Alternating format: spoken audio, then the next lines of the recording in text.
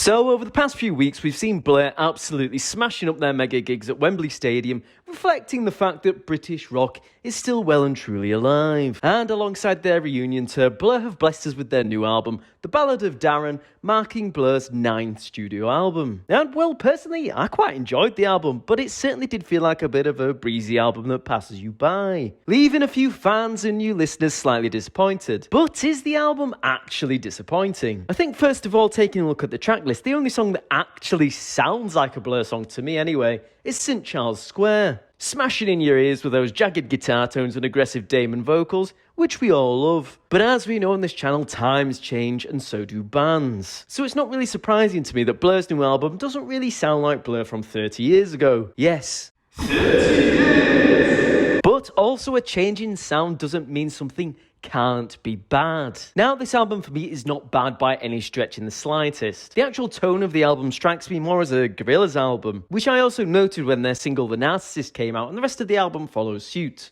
Which also does make sense as Damon had released Cracker Island earlier in the year, so there's likely to be some creative overhang into the tunes this time round for Blur. And well, recently Damon has been praising Arctic Monkeys a lot, and I'm not going to lie, certain songs on this album really did have echoes of Tranquility Base Hotel and Casino for me. And whether that was intentional or not, who knows? Maybe Damon's just been smashing the record a lot. But I have to agree, maybe you could describe this album as a bit underwhelming or maybe just a bit unoffensive. Yet I received the album in a bit of a different way upon my initial listen. To me, the record feels almost like an extra bonus we got alongside the Blur reunion gigs, meaning that the gigs were meant to be the main focus this time around, and that Blur were just back on the scene and happy being a band again. And the album was something more produced by long-term friends who have mellowed out and are just enjoying their time together in the studio before performing some absolutely monster live shows. And I can understand how that could be perceived as disappointing if I was only hyped up for the album itself as well. And I completely empathise. Although I didn't go to the Blur gigs, I did enjoy seeing them as a band back on the scene,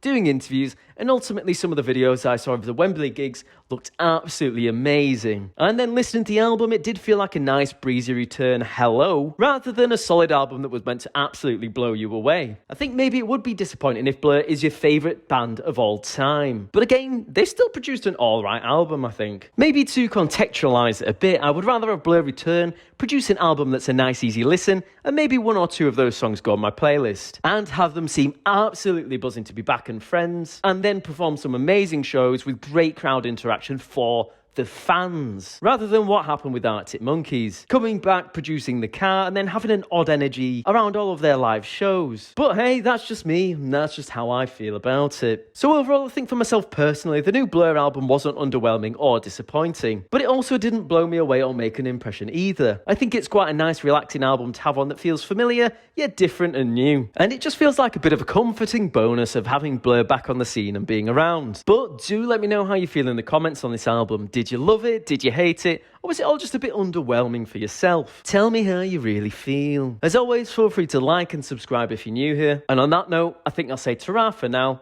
and I'll see you later.